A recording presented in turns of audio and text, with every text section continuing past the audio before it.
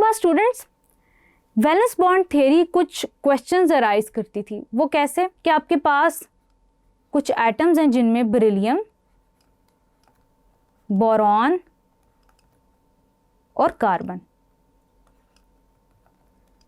Discrepancy students ये arise हुई कि अगर हम इनकी इलेक्ट्रॉनिक कॉन्फ़िगरेशन देखें, इलेक्ट्रॉनिक कॉन्फ़िगरेशन में लिख रही हूँ 2s2 2px1 1s2 2s2 2px1 और 2py1। स्टूडेंट्स अगर इलेक्ट्रॉनिक कॉन्फ़िगरेशन आप कंपेयर करें बेरिलियम की, बोरॉन की और कार्बन की, तो बेरिलियम तो इनर्ट है, बोरॉन के पास एक इलेक्ट्रॉन है अनपेयर्ड, जबकि कार्बन के पास वैलेंसी जो है वो 2 की शो होनी चाहिए। इसी तरह बोरॉन के अंदर वैलेंसी 1 होनी चाहिए, जबकि बेरिलियम को इनर्ट होना चाहिए। लेकिन नहीं, बेरिलियम का बेरिलियम क्लोराइड आपके सामने है स्टूडेंट्स, BeCl2 एग्जिस्ट करता है। इसी तरह बोरॉन ट्राइक्लोराइड की फॉर्म में एग्जिस्ट करता है। कार्बन आपके पास मीथेन की फॉर्म में एग्जिस्ट करता है, टेट्राहीड्रल स्ट्रक्चर की फॉर्म में एग्जिस्ट करता है और 4 की वैलेंसी शो करता है।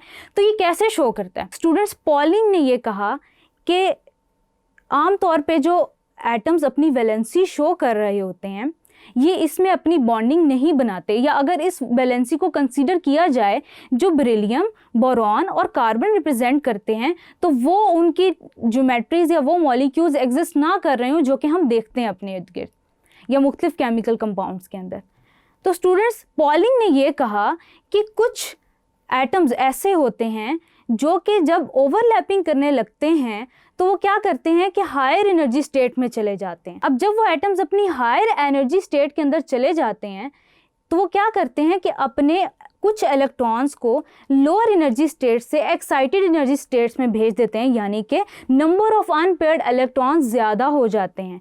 जब नंबर ऑफ अनपेयर्ड इलेक्ट्रॉन्स ज़्यादा हो जाते हैं तो वो ज़्यादा वैलेंसी पोजेस करने लगते हैं। जब वो ज़्यादा वैलेंसी पोजेस करते हैं तो एज अ रिजल्ट हम इस बेसिस पे ये कह सकते हैं कि बेरिलियम क्लोराइड की फॉर्म में एग्जिस्ट करता है, बोरॉन ट्राइक्लोराइड की फॉर्म में एग्जिस्ट करता है और कार्बन 4 की वैलेंसी पोजेस करता है। वो कैसे कि अगर हाइब्रिडाइजेशन के रिजल्ट में, as a result of hybridisation क्या है ये डिफाइन करने से पहले स्टूडेंट्स मैं ये बताती चलूँ कि असल में ये कॉन्सेप्ट क्या कहता है। ये कॉन्सेप्ट ये कहता है कि जब कार्बन ओवरलैपिंग करने लगता है हाइड्रोजन के साथ तो वो क्या करता है कि अपना एक इलेक्ट्रॉन हायर ऑर्बिटॉल में भेज देता है, यानी कि 2px 2py 2pz।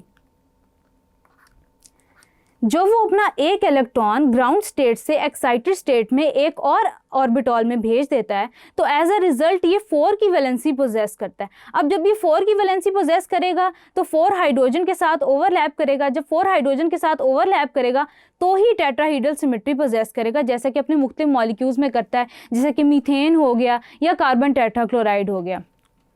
तो स्टूडेंट्स हाइब्रिडाइजेशन का कॉन्सेप्ट, इस कॉन्सेप्ट को हम हाइब्रिडाइजेशन कहते हैं। स्टूडेंट्स हम हाइब्रिडाइजेशन के कॉन्सेप्ट को ऐसे डिफाइन करते हैं कि atomic orbitals of different energy and shape mix to form new orbitals of same energy and shape. The process of mixing of orbitals is called as hybridisation. The orbitals involved are called as atomic orbitals while the orbitals thus obtained are called as hybrid orbitals.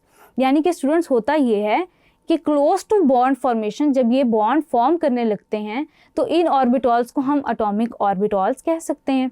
ये क्या करते हैं कि same energy पे आ जाते हैं, यानी कि जिस एनर्जी पे s है उसी पे p ऑर्बिटल्स हैं। जब इनकी एनर्जी सेम हो जाएगी, स्लाइटली डिफरेंस था इनकी एनर्जी में, लेकिन जब इन्होंने ओवरलैप करना था तो इनकी एनर्जी हो गई सेम, यानी कि ये अपनी एक्साइटेड स्टेट पे चले गए। अब इन ऑर्बिटल्स को मैं हाइब्रिड ऑर्बिटल्स कह सकती हूँ। अब ये atomic orbitals in the form of hybrid orbitals जब ओवरलैप करेंगे तो आपके पास as a result of hybridization molecules generate होंगे, जिनको हम मॉलिक्यूलर ज्योमेट्रीज जो वेस्पर ने डिफाइन की हैं उनके ऊपर भी डिस्कस कर सकते हैं। तो स्टूडेंट्स हाइब्रिडाइजेशन 3 तरह की होती है, एक sp3 हाइब्रिडाइजेशन, एक sp2 हाइब्रिडाइजेशन और एक sp हाइब्रिडाइजेशन। आइए स्टूडेंट्स मिलके बारी बारी इनकी एग्जांपल्स को डिस्कस करते हैं और इनकी ज्योमेट्रीज को कंपेयर करते हैं। चलिए स्टूडेंट्स सबसे पहले हम डिफाइन करते हैं sp3 हाइब्रिडाइजेशन को। The process of mixing of 1s orbital and 3p orbitals to mix to form 4 new equivalent sp3 hybrid orbitals, यानी कि 1s और 3p मिक्स करके 4 इक्विवेलेंट ऑर्बिटल्स बनाएंगे, तो उनको हम बोलेंगे, इस प्रोसेस को बोलेंगे sp3 हाइब्रिडाइजेशन, और ऑर्बिटल्स को हम sp3 हाइब्रिड ऑर्बिटल्स बोलेंगे। स्टूडेंट्स, जो sp3 हाइब्रिडाइजेशन है आपके पास, ये टेट्राहीड्रल ज्योमेट्री को एक्सप्लेन कर रही होती है, और इसमें जो s और p की रेशो होती है, s कैरेक्टर तकरीबन 25% होता है जबकि p कैरेक्टर 75% होता है। बॉन्ड एंगल जो इसके अंदर होता है वो 109.5 का होता है। ज्योमेट्री टेट्राहीड्रल होती है, जिसको हम आगे मॉलिक्यूल्स में डिस्कस करेंगे। स्टूडेंट्स, सबसे पहले मीथेन से स्टार्ट करते हैं। स्टूडेंट्स, मीथेन के अंदर कार्बन की आपके पास इलेक्ट्रॉनिक कन्फिगरेशन गिवन है जो कि ग्राउंड स्टेट में है।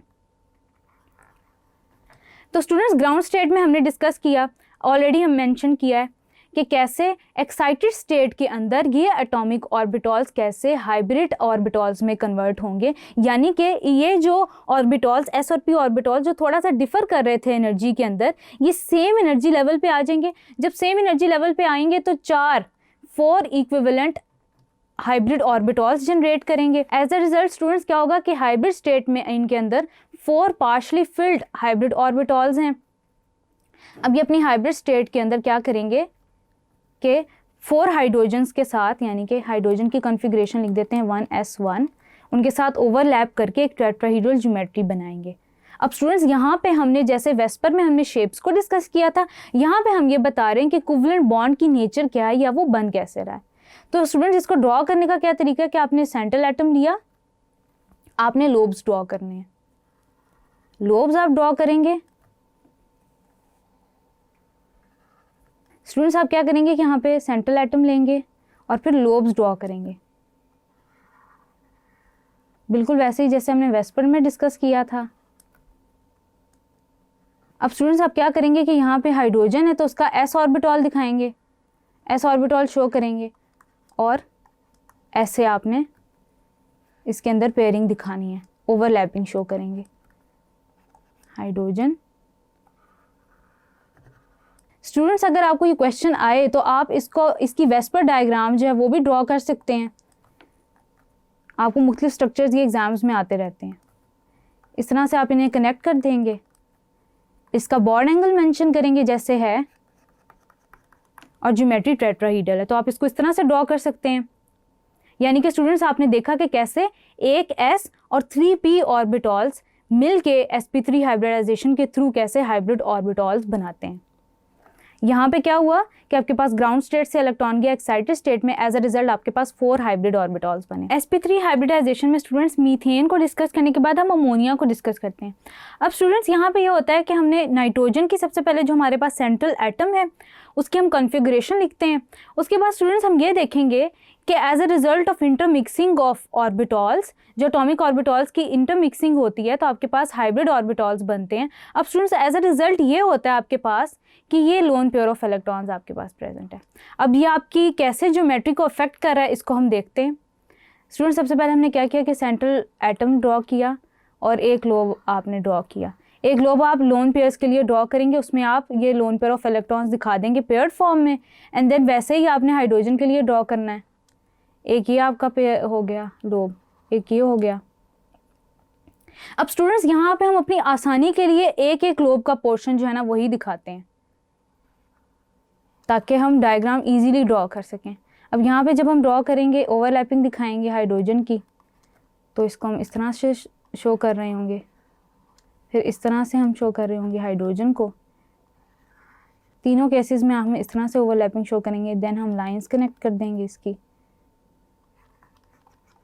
अब स्टूडेंट्स, आपको पता है कि अरेंजमेंट ऑफ इलेक्ट्रॉन पेयर्स यहाँ पे कैसी थी, जो आपके इलेक्ट्रॉन पेयर्स थे उनकी अरेंजमेंट टेट्राहीड्रल थी, लेकिन due to the presence of lone pair of electron जिसका जो बॉन्ड एंगल है वो 107 तक श्रिंक हो गया है, और ज्योमेट्री जो ये पोजेस कर रहा है वो है ट्राइंगुलर पिरामिडल, यानी कि जो अरेंजमेंट थी आपके इलेक्ट्रॉन पेयर्स की वो टेट्राहीड्रल थी। Next example students, sp3 hybridisation की डिस्कस करते हैं वाटर मॉलिक्यूल की।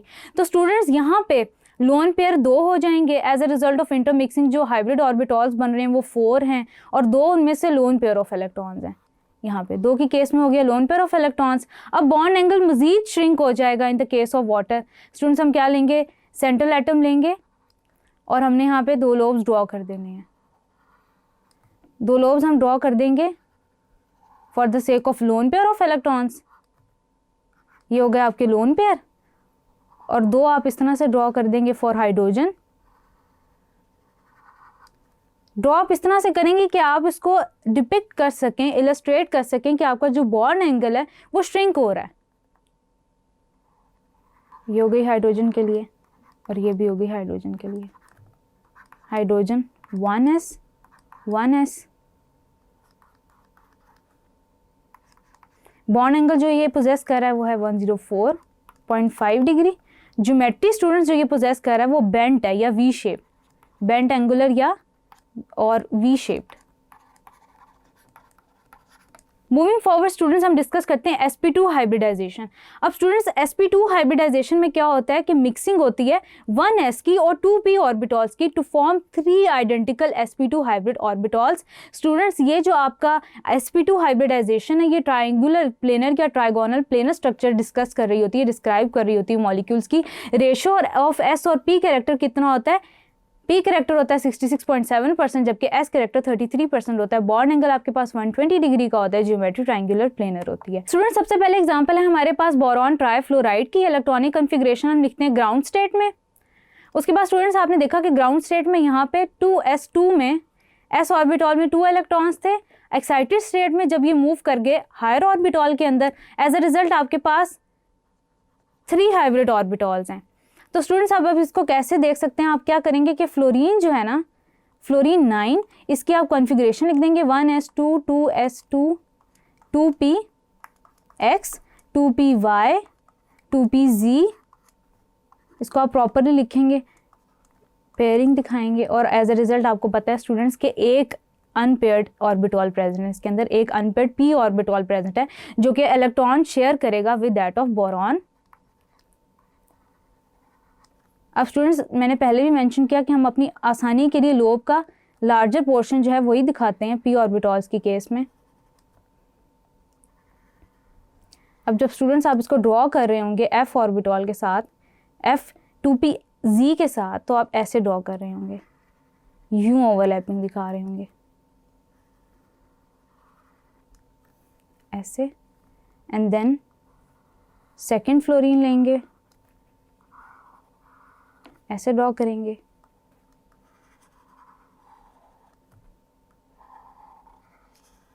अब यहाँ पे आप पेयरिंग दिखा देंगे, ये ओवरलैपिंग हो गई। स्टूडेंट्स एक बात याद रखिएगा कि वीबीटी की केस में आपके जो ऑर्बिटॉल्स होते हैं उनकी आइडेंटिटी रिटेन्ड रहती है, यानी कि आप इनको एटॉमिक ऑर्बिटॉल्स कह सकते हैं। यहाँ पे जो ज्योमेट्री पोजेस कर रहे हैं वो ट्रायंगुलर प्लेनर है, जबकि जो बॉन्ड एंगल है 120 डिग्री का पोजेस कर रहे हैं। यहाँ पे आप फ्लोरीन को प्रेजेंट कर सकते हैं 2pz ऑर्बिटॉल इन्वॉल्व था, 2pz, एक फ्लोरीन का, दूसरे का और तीसरे का। देन स्टूडेंट्स नेक्स्ट एग्जांपल है आपके पास इथीन की। अब इथेन की केस में स्टूडेंट्स हम डिस्कस करेंगे कि कैसे डबल बॉन्ड फॉर्मेशन होती है, वो देखते हैं। सबसे पहले स्टूडेंट्स हम कार्बन की केस में ग्राउंड स्टेट कॉन्फ़िगरेशन लिखेंगे and then excited state configuration लिखेंगे। अब स्टूडेंट्स इसमें होता ये कि एक्साइटेशन तो बिल्कुल वैसे ही हो रही है जैसे मीथेन की केस में हो रही थी। चेंज कहाँ आ रहा है? चेंज स्टूडेंट्स हमारे पास ये आ रहा है कि आपके पास 3 हाइब्रिड ऑर्बिटॉल्स बन रहे हैं। स्टूडेंट्स जो 3 हाइब्रिड ऑर्बिटॉल्स आपके पास बन रहे हैं वो सिग्मा बॉन्ड बना रहे होंगे, और जो अनहाइब्रिड वन होगा, अनहाइब्रिडाइज, जो हाइब्रिडाइजेशन में पार्ट नहीं ले रहा है, वो आपके पास पैरेलल ओवरलैप करके सेकंड बॉन्ड बनाएगा जिसको हम डबल बॉन्ड कह रहे होंगे।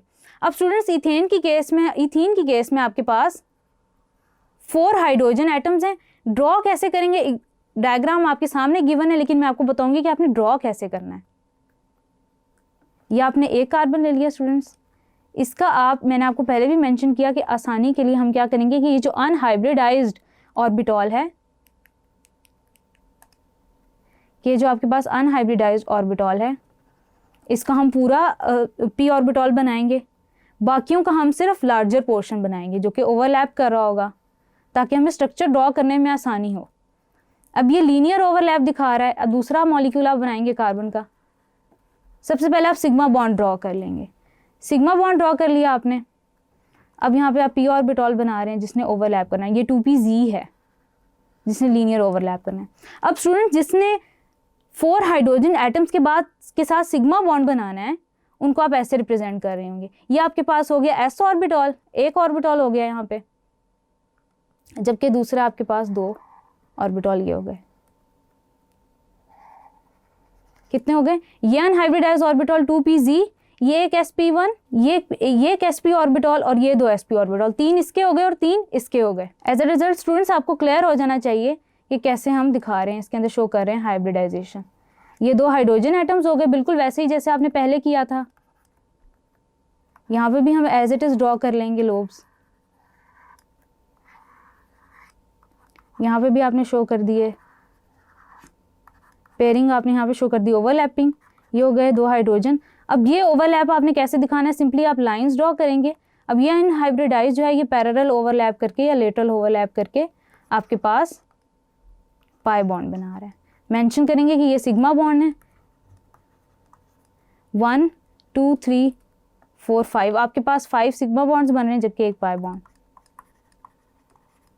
जो बॉन्ड एंगल ये बना रहे हैं वो भी 120 डिग्री का ज्योमेट्री या ट्रायंगुलर प्लेनर पोजेस कर रहे हैं। उसके बाद स्टूडेंट्स हम डिस्कस करते हैं sp हाइब्रिडाइजेशन को। The mixing of 1s and 1p orbital, जैसे कि नेम से डिपेक्ट हो रहा है कि 1s और 1p ऑर्बिटॉल इन्वॉल्व हैं to form 2 equal energy sp hybrid orbitals. ये लीनियर स्ट्रक्चर को डिफाइन कर रहा है। आपके पास रेशियो ऑफ s और p कैरेक्टर आपके पास 50-50% है। बॉन्ड एंगल आपके पास 180 डिग्री है और ज्योमेट्री लीनियर है। सबसे पहले हम बेरिलियम क्लोराइड को डिफाइन करेंगे। बेरिलियम क्लोराइड की एग्जाम्पल डिस्कस करेंगे। इलेक्ट्रॉनिक कन्फिग्रेशन में स्टूडेंट्स आप देख सकते हैं कि यहाँ पे 2s से एक p में चला गया एक्साइटेड स्टेट के अंदर। अब आपके पास 2 हाइब्रिड ऑर्बिटॉल्स बन गए हैं। अब क्या होगा, आपने बेरिलियम को लेना है एज अ सेंट्रल एटम और आप यहाँ पे दिखाएंगे, यहाँ पे एक ओवरलैपिंग दिखाएंगे और यहाँ पे एक ओवरलैपिंग दिखाएंगे। क्लोरीन के साथ हो रही है, क्लोरीन की आप इलेक्ट्रॉनिक कन्फिग्रेशन लिख लेंगे बिल्कुल वैसी जैसे आपने फ्लोरीन के लिए लिखी थी। यूँ आप ओवरलैप दिखाएंगे क्लोरीन की विद 2px1। यहाँ पे भी आप शो करेंगे बिल्कुल वैसे ही जैसे आपने पहले लिखा था, बिल्कुल वैसे। तो ये आपके पास तकरीबन जो एंगल आ जाता है ये 180 डिग्री का आ जाता है और जो ज्योमेट्री है आपके पास वो आ जाती है लीनियर। sp हाइब्रिडाइजेशन में स्टूडेंट्स आगे हम डिस्कस करते हैं इथाइन को। इथाइन में स्टूडेंट्स ट्रिपल बॉन्ड फॉर्मेशन होती है और उसको हम कैसे डिस्कस करेंगे, ड्रॉ करना मैं आपको बताती हूँ कैसे करना है आपने।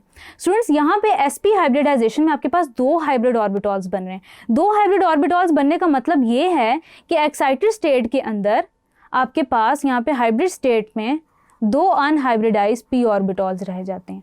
अब ये जो 2 अनहाइब्रिडाइज p ऑर्बिटॉल्स हैं ये साइड वाइज ओवरलैप करके 2 पाई बॉन्ड बनाएंगे। वो कैसे, उसको हम देखते हैं।